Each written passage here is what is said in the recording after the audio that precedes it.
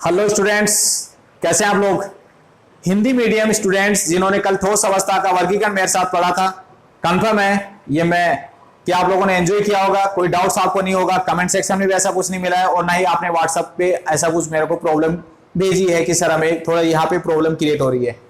Hindi medium के लिए मैं नेक्स्ट ठोसों के आगे वाली हेडिंग लेके आया हूं आप लोगों के साथ। ठोसों का विद्युतीय गुण, ठोसों के विद्युतीय गुणों, ठोसों को विद्युतीय गुणों के आधार पर कितने आधार में बांटा गया। तो विद्युतीय गुण का जो आधार लिया गया है वो आधार लिया गया है विद्युतीय या ठोसों की चालकता प्रास, चालकता प्रास और एमबीटी मॉलिक्यूलर बैंड थ्योरी, आणविक बैंड सिद्धांत। ये आणविक बैंड सिद्धांत किस पे आधारित है? आणविक कक्षक सिद्धांत पे आधारित है। आणविक कक्षक सिद्धांत आपने 11वीं क्लास में पढ़ा था। और ये मॉलिक्यूलर बैंड थ्योरी, ये क्या है? आणविक बैंड सिद्धांत। आणविक बैंड सिद्धांत के आधार पे और चालकता प्रास के आधार पे ठोसों को तीन तरीके से कैटेगराइज किया गया है। चालकता क्या होती है पहले ये समझाएं आपको। चालकता को हम डिनोट करते हैं किससे? कपा से। और कपा होता क्या है? ओम के नियम में आपने प्रतिरोधकता या विशिष्ट प्रतिरोध पढ़ा है जिसको हम रो से प्रदर्शित करते हैं। तो कपा क्या होती है? इसी रो का व्युत्क्रम होती है। प्रतिरोधकता का व्युत्क्रम क्या कहलाती है? चालकता कहलाती है। और इसका एक डेफिनेट वैल्यूज होती हैं और इनकी यूनिट क्या होती है? Siemens metre inverse. Siemens actual में क्या हुआ आपको पता है? रो की यूनिट पता आपको क्या है? रो की यूनिट हुआ करती थी ओम मीटर। तो ये इसका रेसिप्रोकल व्युत्क्रम बन रहा है तो कपा की यूनिट क्या बनेगी? Ohm inverse metre inverse. ये ओम इनवर्स ही क्या कहलाता है? यहाँ पे सीमेंस कहलाता है। कपा के आधार पे हम ठोसों को तीन तरीके से विभाजित करते हैं। नाम आपको ध्यान होंगे, छोटी क्लासेस से आप पढ़ते आ रहे हैं। पहले है चालक, सिंपली इनको हम सुचालक भी बोलते हैं।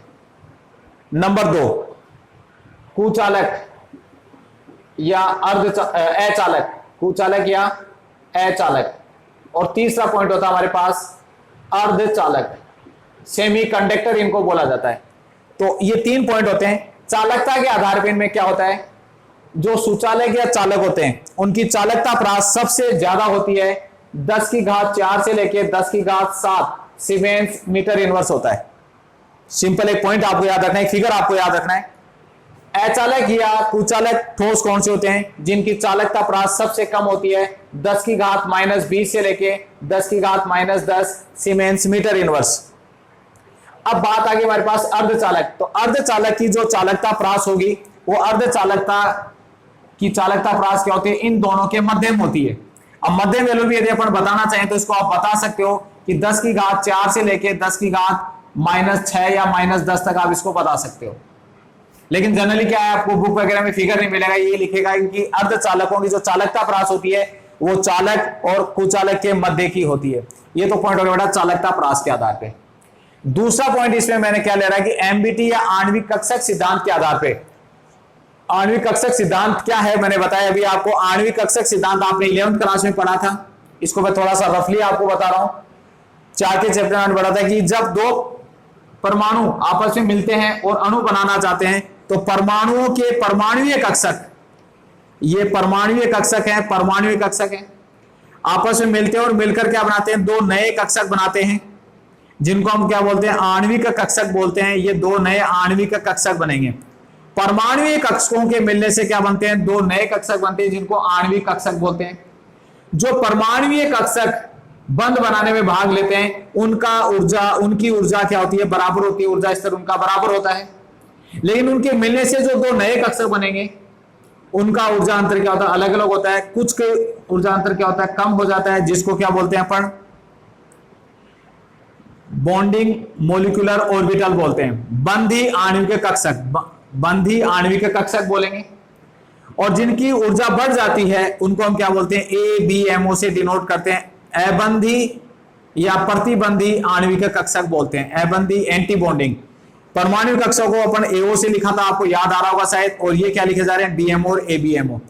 AO जो पार्टिसिपेट करते हैं, परमाणु कक्षक जो पार्टिसिपेट करते हैं, जो भाग लेते हैं, उनकी ऊर्जाएं होती हैं समान, लेकिन उनसे जो बनेंगे उनकी ऊर्जाएं होती हैं अलग अलग। जिनकी ऊर्जाएं कम हो जाती हैं वो क्या कहलाते हैं? बंधी आणविक कक्षक कहलाते हैं। जिनकी ऊर्जाएं बढ़ जाती हैं वो अबंधी आणविक कक्षक कहलाते हैं। डिनोट करेंगे BMO से और ABMO से। क्लियर है?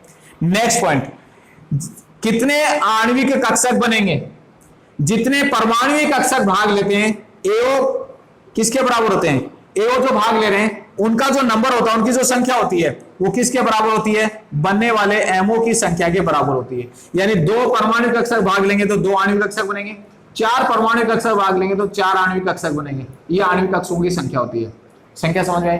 अब बात यह आ रही है कि जो आणविक कक्षक जब बहुत अधिक संख्या में बनते हैं, अत्यधिक संख्या में जब आणविक कक्षक बनेंगे, अधिक संख्या में जब आणविक कक्षक बनेंगे तो उनकी जो प्लेसिंग होती है, प्लेसिंग का मतलब उनको जब रखा जाता है वो एक के ऊपर एक रखे रहते हैं, तो उनकी प्लेसिंग क्या होती है, बहुत पास पास हो जाती है। प्लेसिंग पास पास होने से वो किसके रूप में दिखाई देते हैं, वो एक बैंड यानी एक पट्टी के रूप में दिखाई देने लग जाते हैं। तो थे क्या वो आणविक कक्षक, लेकिन जब संख्या में ज्यादा है तो पास पास उनकी प्लेसिंग पास पास हो गई तो किसके रूप में दिखते हैं, एक बैंड या पट्टी के रूप में दिखते हैं। तो वो क्या कहलाती है, आणविक कक्षकों की पट्टिका बन गई। वो आणविक कक्षकों की पट्टिका बन गई। तो उसी एमओटी को जो ये जो सिद्धांत बताया ये क्या है, आणविक कक्षक सिद्धांत एमओटी है, लेकिन उसी आणविक कक्षक सिद्धांत को अब हम क्या पढ़ेंगे, मॉलिक्यूलर बैंड थ्योरी एमबीटी पढ़ देते हैं, क्योंकि वो आणविक कक्षक पट्टी के रूप में दिखाई दे रहे हैं। इस चीज को समझाने के लिए कॉमन सा एग्जांपल आप लोगों के सामने है। सपोज बहुत सारी चेयर्स एक बंडल की फॉर्म में आपके सामने 100-150 चेयर एक बंडल के रूप में आपके सामने पड़ी, उनका कलर सेम है, और आपसे कहा जाए कि बेटा इनको बिना हाथ लगाए इनको काउंट करना है, तो आप उनको काउंट करना शुरू करते हो 1 2 3 4 ऐसे करके 5 या 7 तक तो आपकी काउंटिंग बहुत प्रॉपर चलती है। लेकिन उसके बाद हमारी आंखें क्या होती हैं कि हम चौंधिया जाती हैं, समझ में आता कि हम कौन सी चेयर पे थे, कौन सी चेयर मिस करें, कौन सी चेयर पे आ रहे हैं। क्या आप उनको प्रॉपरली काउंट कर पाओगे? वो 100 चेयर का जो बंडल है उसको आपने गिन पाए क्या बिना अंगुली लगाए? हमें गिनने के लिए कहा जाए तो वो अंगुली लगाए 1 2 3 4 5 6 करके ऐसे गिन लेते हैं, लेकिन यदि बिना अंगुली लगाए गिनने के लिए कहा जाए तो हम नहीं गिन पाते। क्यों नहीं गिन पाते हैं? क्योंकि वो पूरी की पूरी जो कुर्सियां थी वो अलग अलग बैंड्स हैं, आप उनको बैंड मानो चेयर्स को। दूर से देखने पर वो क्या दिख रहा है, पूरी कुर्सियों का एक कॉलम दिख रहा है, एक कॉलम कंटिन्यू कॉलम दिख रहा है, उसके अंदर बीच में कोई गैप नहीं दिख रहा है, तो इसलिए दूर से देखने में भी दिक्कत आती है। लेकिन उन्हीं कुर्सियों को जब हम पास जाके अंगुली लगाए गिनते हैं तो उनकी काउंटिंग कर पाते हैं। बात समझ में आई? कुर्सियां सेम ये कंडीशन है, वो कुर्सियों को आप बैंड मानो, पट्टियां मानो, आणविक कक्षक मानो, और वो आणविक कक्षक जो एक दूसरे के पास पास स्थित हैं, और जब एक दूसरे के पास पास स्थित होंगे तो क्या कंडीशन आएगी, वो एक दूसरे के पास पास स्थित होंगे तो क्या बनेंगे, पट्टी के रूप में दिखाई देने देते हैं। ये जो आणविक कक्षक बनेंगे, ये आणविक कक्षक कितने टाइप के बनते हैं? हमें पता है कि परमाणु के पास 3 प्रकार के कक्षक होते हैं। पहली स्थिति में क्या थे, ये रिक्त कक्षक हैं। तो रिक्त कक्षकों से बनने वाले जो आणविक कक्षक होंगे वो भी कैसे होंगे, रिक्त कक्षक ही होंगे। तो पहली स्थिति तो कौन सी बनेगी, रिक्त कक्षकों की पट्टी बनती है, मतलब जिनमें यदि कोई इलेक्ट्रॉन नहीं है, तो इलेक्ट्रॉन नहीं है तो ये कैसे बैंड बने, ये रिक्त बैंड बनते हैं, रिक्त बैंड। परमाणुओं के जो उच्च ऊर्जा स्तर होते हैं जैसे 6s 7s 4f 5f, ये जनरली रिक्त होते हैं। सबके सब होते सब में है, लेकिन जरूरी नहीं कि सब में। जैसे मैं आपसे पूछूं कि 3d10 केवल जिंक में मिलेगा, में उससे पहले जिंक से पहले, जिंक 30 नंबर पे आता है परमाणु आवर्त सारणी में, 30 से पहले के जो परमाणु है क्या उनमें 3d10 तीसरा डी कक्षक क्या पूरा भरा हुआ है? नहीं भरा हुआ, होता सब में है लेकिन भरा हुआ नहीं है। तो उसके मिलने से क्या बनेगा, रिक्त बैंड बनेगा। किसके हिसाब से रिक्त के, इलेक्ट्रॉन के आधार पर रिक्त बैंड है। दूसरे क्या है, सपोज ये परमाणु कक्षक है, इसमें 1 इलेक्ट्रॉन होता तो 1 इलेक्ट्रॉन इसमें होगा। इनके मिलने से 2 आणविक कक्षक बने, इनमें इलेक्ट्रॉन आप डालोगे, कितने इलेक्ट्रॉन डालें इसमें, 1 and 1 2, तो 1 इलेक्ट्रॉन यहां जाएगा, दूसरा भी आएगा। एक कक्षक में अधिकतम 2 इलेक्ट्रॉन तो हो सकते हैं। इनसे जब मिलेगा तो ये इसमें तो क्या इलेक्ट्रॉन है, लेकिन ऊपर वाले में तो इलेक्ट्रॉन नहीं है ना। ऐसे आणविक कक्षकों से जो बैंड बनेंगे वो बैंड क्या कहलाते हैं, आंशिक भरे बैंड कहलाते हैं। कौन से बैंड हो गए, आंशिक भरे बैंड हो गए। ये आंशिक भरे बैंड का मतलब क्या है कि इनमें इलेक्ट्रॉन होंगे लेकिन पूरी तरीके से भरे हुए नहीं होते, इसमें कुछ जगह पे इलेक्ट्रॉन होते हैं। ऐसे इन इलेक्ट्रॉन की वजह से क्या होता है, ये जो रिक्त स्थान है उसमें इलेक्ट्रॉन इजीली क्या कर सकते हैं, स्वतंत्र रूप से गति कर सकते हैं, मुक्त रूप से अभिगमन कर सकते हैं। इलेक्ट्रॉनों की गति हो रही है, इसमें तो इलेक्ट्रॉन है नहीं तो गति होगी कहां से, इसमें इलेक्ट्रॉन है तो गति हो सकती है। ये कौन से रिक्त बैंड की स्थिति हो गई। अब स्थिति ये भी हो सकती है कि ये बैंड आणविक परमाणु कक्षक भी पूरा भरा हुआ है, ये परमाणु कक्षक इलेक्ट्रॉन के बिहाफ पे पूरा भरा हुआ है, और ये परमाणु कक्षक भी इलेक्ट्रॉन के बिहाफ पे पूरा भरा हुआ है। एक कक्षक में अधिकतम 2 इलेक्ट्रॉन, जानते हो ये चीज तो आप। अब इसमें टोटल 4 इलेक्ट्रॉन डालने तो 2 नीचे वाले में चले गए, 2 ऊपर वाले में चले गए। ये आप एरो की डायरेक्शन भी समझ जाओगे कि ऊपर नीचे क्यों बना रहा हो। एक क्या होता है क्लॉकवाइज घूम रहा है और एक क्या होता है एंटी क्लॉकवाइज घूम रहे। एक कक्षक में अधिकतम 2 इलेक्ट्रॉन होते हैं, एक वामावर्त गति करता है, एक दक्षिणावर्त गति करता है। ये तो आपको याद होगा शायद। तो इसमें क्या हुआ, दोनों ऑर्बिटलों में इलेक्ट्रॉन हो गए। इनके अतिव्यापन से, इनके मिलने से यदि जो बैंड बनेगा वो बैंड क्या होगा, पूरी तरीके से इलेक्ट्रॉनों से खचाखच, खचाखच भरा हुआ होगा। ये पूरा भरा, जैसे बसों के लिए अपन वर्ड यूज करते हैं ना, बस खचाखच भरी हुई थी। तो यहां पे क्या है, ये कौन सा बैंड हो गया, ये कहलाता है संयोजी बैंड कहते हैं इसको, या पूर्ण भरे बैंड। कंप्लीट फिल्ड बैंड बन गए, पार्शियली फिल्ड हो गए और वेकेंट बैंड हो गए। तीन तरह के बैंड बन गए, पूर्ण भरे हुए बैंड, आंशिक भरे बैंड और रिक्त बैंड। धातुओं के पास कौन से बैंड होते हैं, निश्चित रूप से धातुओं के पास ये बैंड भी होता है, ये बैंड भी होता है। दो बैंड तो निश्चित रूप से होंगे, ये किसी किसी में होगा, किसी में होगा, किसी में नहीं होगा, लेकिन ये दो बॉन्ड तो सभी में होंगे। यानी रिक्त कक्षक सबके पास होते हैं, उनके अतिव्यापन से रिक्त बैंड बन गए। पूर्ण भरे हुए जैसे 1s या 2s ऑर्बिट कक्षक है, 1s या 2s कक्षक है, वो सबके पास होता है और वो पूरा भरा हुआ होता है, तो उससे पूर्ण भरे बैंड बनेंगे। अब बात आ रही है कि चालक के पास क्या होता है। चालक के पास क्या होता है, या तो आंशिक भरा हुआ बैंड होता है,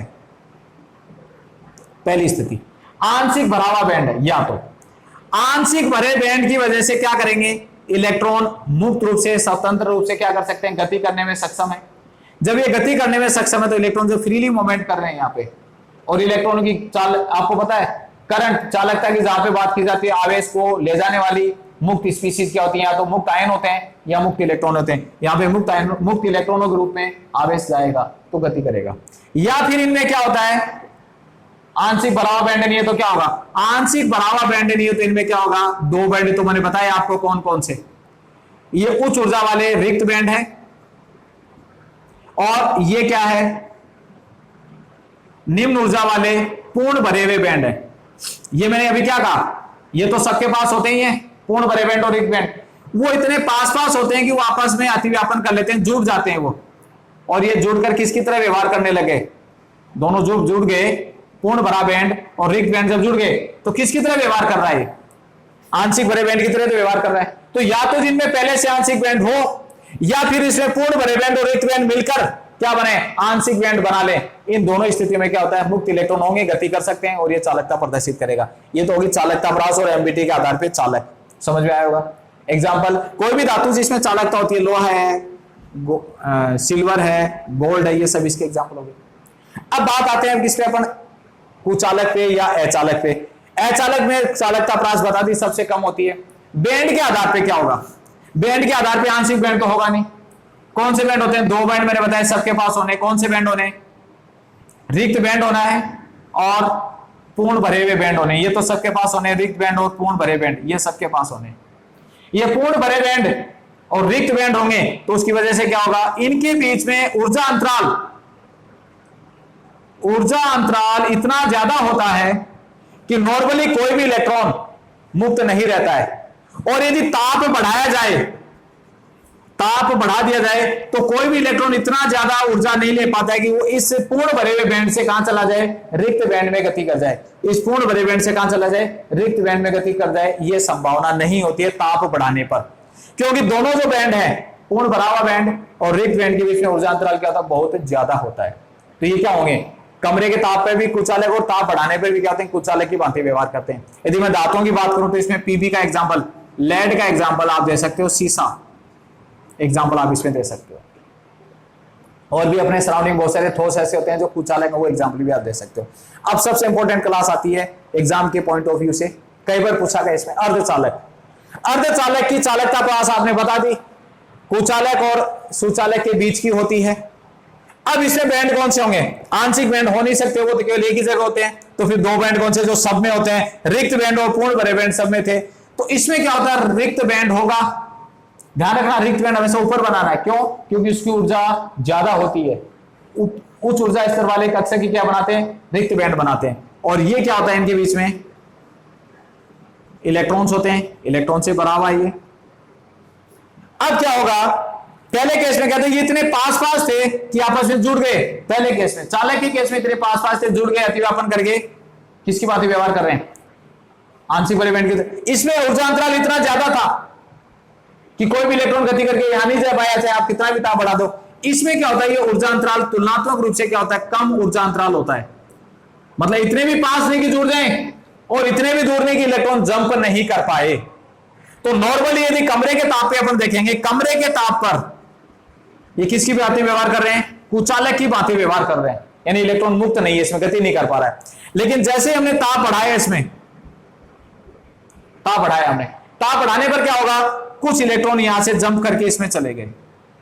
इलेक्ट्रॉन जैसे ही इसमें जंप करके जाएंगे, यहां पे इलेक्ट्रॉन कुछ गति करने लगे, घूमने फिरने आ गए ना, मौसम बदल गया, मौसम बदल गया, जैसे गर्मी बढ़ी तो कहां चले गए? हिल स्टेशन पे घूमने चले गए, है ना। ये भी हिल स्टेशन पे घूमने चले गए, ताप बढ़ गया इसका। ये जब इलेक्ट्रॉन घूमेंगे, मतलब मुक्त रूप से विचरण करेंगे, स्वतंत्र रूप से गति करेंगे, चालकता के लिए जिम्मेदार या रेस्पॉन्सिबल होंगे। समझ गए इस चीज को? तो ये क्या है? वो पदार्थ जो कमरे के ताप पे कुचालक है, लेकिन ताप बढ़ाने पर चालकता प्रदर्शित करते हैं। कारण समझ आया क्यों करते हैं? क्योंकि इलेक्ट्रॉन जंप कर जाते हैं वहां पे। क्लियर चीज? ये हो गया अपना अर्धचालक, कुचालक और सुचालक। आगे लेके चल रहे हैं इस पॉइंट को। अर्धचालक के प्रकार हैं जिन पे प्रश्न बनता है। अर्धचालक एग्जाम्पल की बात करें, सिलिकॉन और जर्मेनियम। आवर्त सारणी में वर्ग 14 के जो दो तत्व हैं कार्बन परिवार के, वर्ग 14 याद होगा आपको, कांस्य गए शंकर प्रभु, कार्बन के जस्ट नीचे जो सिलिकॉन और जर्मेनियम है, किसकी तरह व्यवहार करते हैं? अर्धचालक की तरह व्यवहार करते हैं।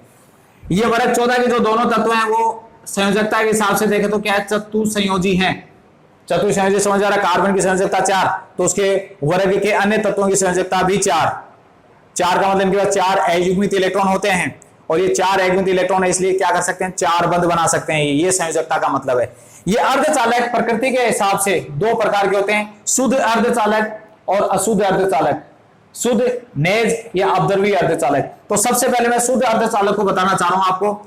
सिलिकॉन का एग्जांपल ले रहा हूं। सिलिकॉन को मैंने क्या बताया? चतुष्फलकीय बताया।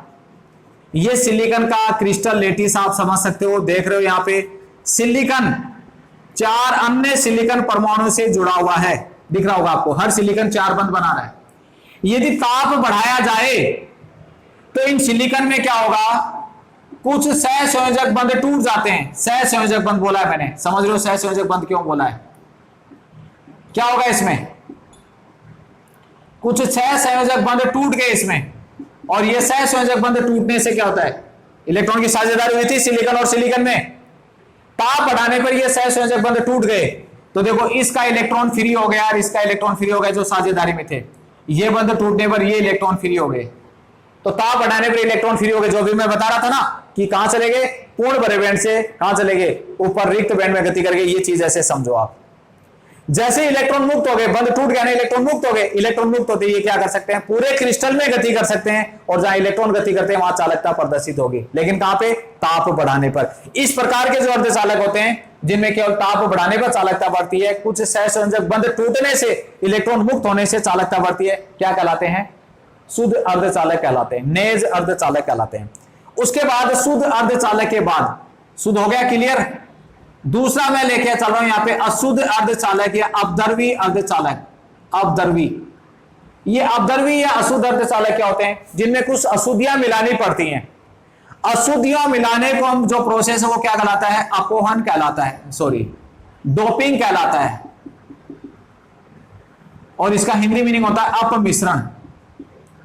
अशुद्धियां मिलाना, किसी अन्य तत्व को अशुद्धि के रूप में मिलाया जाए, उस प्रक्रिया को क्या बोला जाता है? किसी अन्य तत्व, परिभाषा सुन लेना, अपमिश्रण डोपिंग की परिभाषा पूछी जा सकती है, पूछी गई है सीबीएसई बोर्ड में। तो अपमिश्रण से आप क्या समझते हो? डोपिंग से आप क्या समझते हो? तो सिलिकॉन और जर्मेनियम में किसी अन्य तत्व को अशुद्धि के रूप में मिलाकर उसकी चालकता बढ़ाना। सिलिकॉन और जर्मेनियम में किसी अन्य तत्व को मिलाकर उसकी चालकता बढ़ाना क्या कहलाता है? अपमिश्रण या डोपिंग कहलाता है। तो यहां पे ये अपमिश्रण के आधार पे जो ये दो प्रकार के बनते हैं, एन प्रकार के अर्धचालक और दूसरा है पी प्रकार का अर्धचालक। एन का मतलब यहां पे नेगेटिव है और पी का मतलब यहां पे क्या है? पॉजिटिव है। दोनों पर्सन इंपोर्टेंट है बेटा। एन प्रकार के अर्धचालक पे भी कमेंट आ सकता है और पी प्रकार के अर्धचालक पे भी कमेंट आ सकता है। एन प्रकार के अर्धचालक क्या होंगे वो समझे आप। ये सिलिकॉन का क्रिस्टल बना हुआ है। सिलिकॉन आपको पता है बाय नेचर क्या है? चतुसंयोजी है, 4 संयोजकता बना रहा है सिलिकॉन। इस सिलिकॉन में मैं क्या करूं? अन्य तत्व के रूप में वर्ग 15 के किसी तत्व को मैंने मिला दिया। वर्ग 15 में तत्व कौन कौन से थे?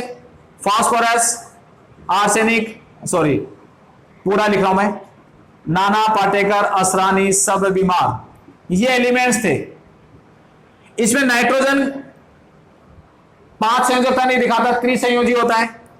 एंटीमनी, विस्फीपनी, पंच संयोजी, इसमें केवल ये दो तत्व होते हैं, फास्फोरस और आर्सेनिक क्या है, पंच संयोजी हैं। तो ग्रुप 15 वर्ग 15 के दो तत्व है, फास्फोरस और आर्सेनिक, जो पंच संयोजी हैं उनको असिद्धि के रूप में मिलाया जाता है। तो इसमें जैसे ही मैं फास्फोरस ऐड करूंगा या आर्सेनिक ऐड करूंगा, सिलिकॉन का क्रिस्टल है, उस सिलिकॉन क्रिस्टल में से कुछ सिलिकॉन परमाणुओं का विस्थापन किससे हो गया, फास्फोरस से हो जाएगा। कुछ सिलिकॉन परमाणुओं का विस्थापन किससे हो गया, फास्फोरस से। मैंने इस सिलिकॉन को रिप्लेस कर दिया फास्फोरस से। सिलिकॉन एक्सेस में था, फास्फोरस थोड़ा डाला, तो वो फास्फोरस क्या करेगा, कुछ सिलिकॉन परमाणुओं को विस्थापित कर देगा क्रिस्टल में से। कर दिया, क्या फर्क पड़ा इससे, सिलिकॉन की चारों वैलेंसी सेटिस्फाइड है, चारों संयोजकताएं, लेकिन फास्फोरस को क्या बताया अभी मैंने, पंच संयोजी बताया। तो फास्फोरस का 5वां इलेक्ट्रॉन क्या बंद बनाएगा, चाहता है बंद बनाना, किससे बनाए, क्योंकि सिलिकॉन तो 4 ही बंद बनाता है, फास्फोरस 5 बंद बनाता है। तो फास्फोरस का 5वां इलेक्ट्रॉन क्या रह गया, मुक्त रह गया। फास्फोरस का 5वां इलेक्ट्रॉन मुक्त रह गया, और यह मुक्त इलेक्ट्रॉन पूरे क्रिस्टल में गति कर सकता है, और पूरे क्रिस्टल में, पूरे ठोस में गति करेगा तो चालकता के लिए उत्तरदायी या रेस्पॉन्सिबल होगा। ये चालकता का कारण हो गया ये इलेक्ट्रॉन। इलेक्ट्रॉन एक नेगेटिव पार्टिकल होता है, ऋणात्मक पार्टिकल होता है, इसलिए फास्फोरस या आर्सेनिक ऐड करने के बाद, फास्फोरस या आर्सेनिक जोड़ने के बाद जो अर्धचालक बनेगा वो क्या बनेगा, एन प्रकार का अशुद्ध अर्धचालक बन जाएगा। ठीक है, क्लियर है। अब इसी में मैं क्या करूं, पी प्रकार का अर्धचालक बनाना है, तो सिलिकॉन फिर मेरे पास क्या है, वो चतुसंयोजी है। यदि वर्ग, ये वर्ग 14 था, ध्यान होगा, इसमें वर्ग 15 ऐड किया। यदि अब मैं इसमें ऐड कर रहा हूं वर्ग 13 के किसी तत्व को, वर्ग 13 के तत्वों में कौन कौन से थे, बिना इलायची गरम इंडियन टी, इसमें इस को छोड़ दिया जाए क्योंकि ये रेडियो एक्टिव होता है। बाकी चारों एलिमेंट, बाकी चारों तत्व क्या होते हैं, संयोजकता के आधार पर त्रिसंयोजी होते हैं, 3 संयोजकताएं दिखाते हैं। तो चतुसंयोजी था, उसमें पंच संयोजी मिलाया। अब चतुसंयोजी में क्या मिला रहे हैं, त्रिसंयोजी धातु मिला रहे हैं हम, सॉरी एलिमेंट या तत्व मिला रहे हैं। बोरोन डाल दिया मैंने, या एल्यूमिनियम डाल दिया। कंडीशन क्या होगी, वही वाली, कुछ सिलिकॉन परमाणुओं का विस्थापन किससे हो गया, बोरोन से हो गया। लेकिन बोरोन तो त्रिसंयोजी था, सिलिकॉन चतुसंयोजी है, क्या बना, 3 तरफ तो बॉन्ड बनेगा, चौथी तरफ बंद नहीं बनेगा, तो वहां पे क्या रह गया, एक वॉइड, एक वैकेंसी या एक होल रह जाता है, एक रिक्ति रह गई है। हिंदी में रिक्ति, इंग्लिश में वॉइड या होल रह जाता है। ये होल क्यों बना, इलेक्ट्रॉन की अनुपस्थिति के कारण बना, इसलिए इस होल को क्या माना जाता है, धनात्मक छिद्र। इसको क्या बोला जाता है, धनात्मक छिद्र बोला जाता है। ये धनात्मक छिद्र क्यों कहलाया, क्योंकि इलेक्ट्रॉन की अनुपस्थिति के कारण बन रहा है, इसलिए इसको धनात्मक छिद्र बोलते हैं। पॉजिटिव होल बना इसलिए, और उसको अर्धचालक क्या बोलेंगे, पी प्रकार का अर्धचालक बनेंगे, रिक्ति बन गई। ये रिक्ति क्या कर सकती है, पूरे क्रिस्टल में मूवमेंट, जैसे भी इलेक्ट्रॉन गति कर रहा था पूरे क्रिस्टल में, वैसे रिक्ति भी पूरे क्रिस्टल में गति करेगी। लेकिन रिक्ति जब गति कर रही है, रिक्ति आगे गई, ये रिक्ति आगे मूवमेंट करेगी, तो रिक्ति यहां आ गई, लेकिन इलेक्ट्रॉन पीछे आ गया ना। तो रिक्ति के साथ साथ क्या होता है, इलेक्ट्रॉन भी गति करता है। रिक्ति आगे जाएगी तो इलेक्ट्रॉन पीछे खिसकेगा। इस रिक्ति या इस होल के मूवमेंट से क्या होता है, इलेक्ट्रॉन भी गति करना शुरू कर देता है। और हमें पता है इलेक्ट्रॉन गति करता है तो क्या होगा, चालकता प्रदर्शित होगी। ये क्या होता है, पी प्रकार का अर्धचालक होता है। तो ये प्रश्न आपसे 2 प्रकार से पूछा जा सकता है, एक तो डायरेक्ट अपमिश्रण या डोपिंग से आपका समझते हो, नंबर 2 एन प्रकार हो या पी प्रकार पे किसी पे एक कमेंट टिप्पणी के रूप में आपको पूरी डिटेल लिखनी हो सकती है। या फिर एक प्रश्न आ सकता है, क्या होता है जब सिलिकॉन के साथ इसको मिलाया जाए, मतलब बोरोन एल्यूमिनियम किसी का नाम आ जाए, तो आपको केवल वर्ड लिखना है कि पी प्रकार का अर्धचालक बनेगा। क्या होता है जब इसमें इसको मिलाया जाए फास्फोरस आर्सेनिक को, तो आपको बताना केवल एन प्रकार के अर्धचालक बनते हैं। Clear students. अब इसमें थोड़ा ये ध्यान रखा हुआ, अच्छा पॉइंट है ये। अब नेक्स्ट पॉइंट, इसमें जो रीजनिंग पर्सन है वो आप समझ गए होंगे कि क्या होता है करके आप बता दोगे। अब आप सर इसमें सिलिकॉन की जगह जर्मेनियम आ जाए, तो मैंने एग्जांपल सिलिकॉन का लिया है, बेटा जर्मेनियम आ जाएगा तो भी यही लेटिस बनेगा। क्यों, क्योंकि जर्मेनियम भी क्या होता है, चतुसंयोजी होता है। Clear students. अच्छा पर्सन है, बोर्ड के एग्जाम से पी टाइप एन टाइप पढ़ के देखेंगे, चालकता प्रास और बैंड थ्योरी आपको समझ में आई होगी। कोई भी डाउट्स हो प्लीज कमेंट सेक्शन में आइए, और कल वाली क्लास यदि किसी ने मिस कर दी हो वर्गीकरण वाली, तो आई बटन पे क्लिक करके पीछे वाली क्लास को देखिए आप लोग। Good luck students.